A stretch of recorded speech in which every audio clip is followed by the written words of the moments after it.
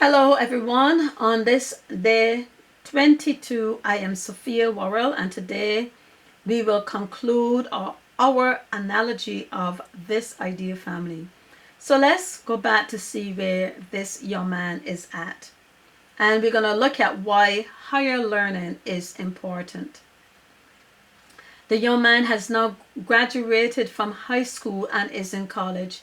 He is observing people around him and is watching how the owner of the store is operating. It was one thing to go into the store and leave after a few seconds, and another thing to be there for hours.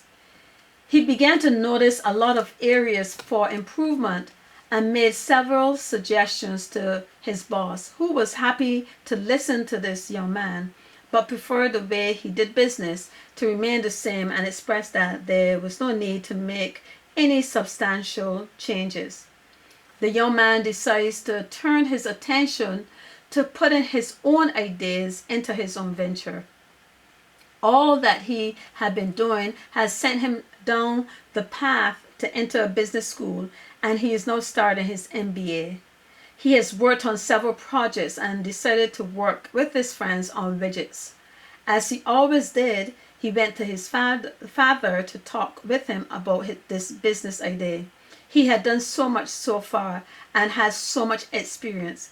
His father suggests that he take some time and focus on his courses and to give himself a break from all the work that he has been doing so far.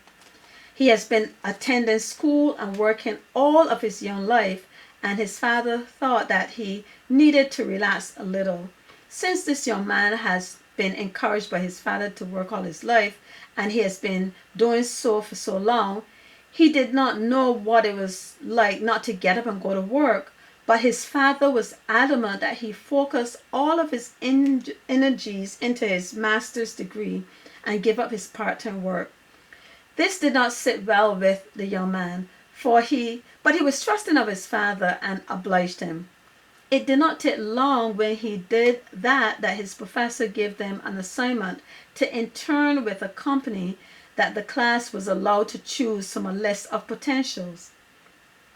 It was not a paid internship, but the students were expected to work as a team on several projects, and he feels completely at home in this company. He literally starts in the mailroom, and each week of the semester, he's asked to work in different areas of the company. In short, he's starting from the bottom up. Many of his classmates are not happy with some of the tasks they are asked to do, but he can see what he's learning in class as it comes to life as he works in each department of the company.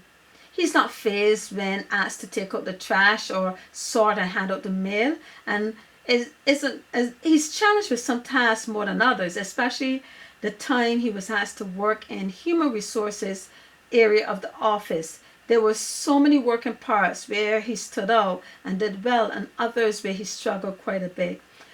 When he did well, he accepted the praise, and when he didn't, he took the reprimand.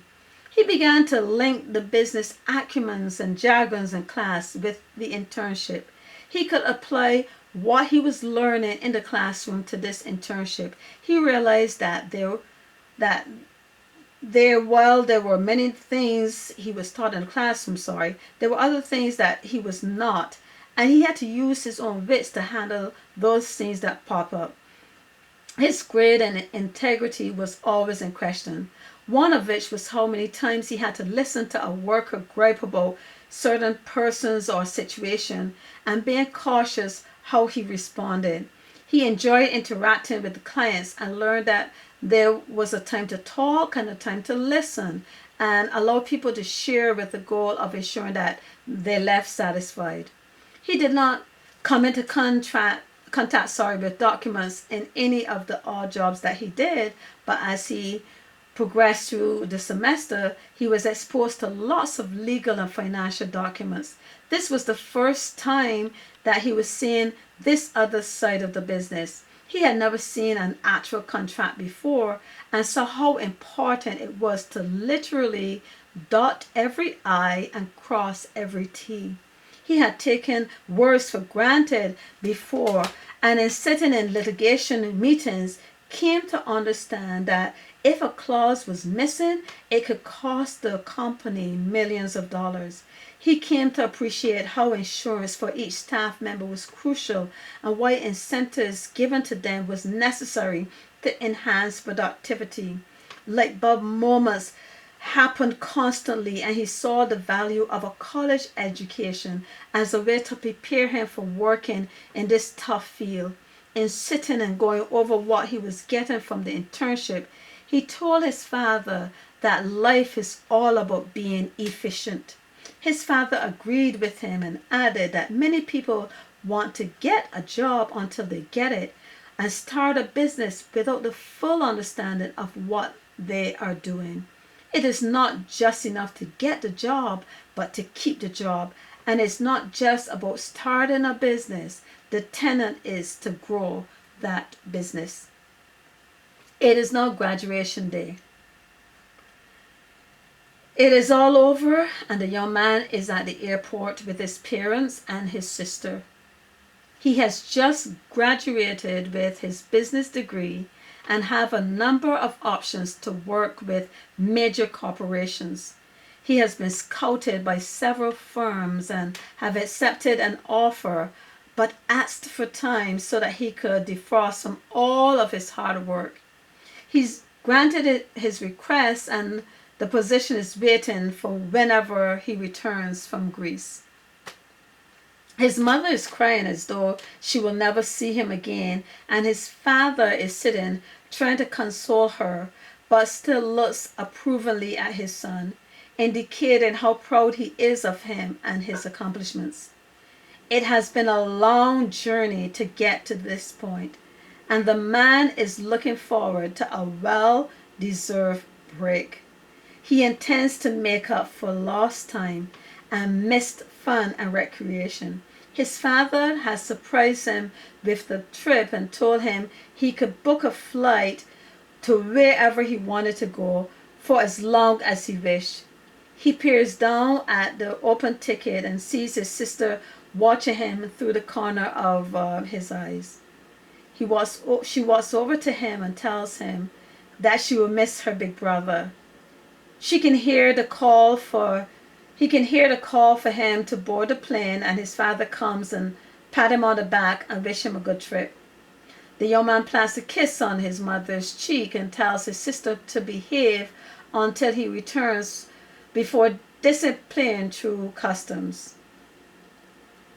As he boards the plane, he takes his phone and checks his bank account.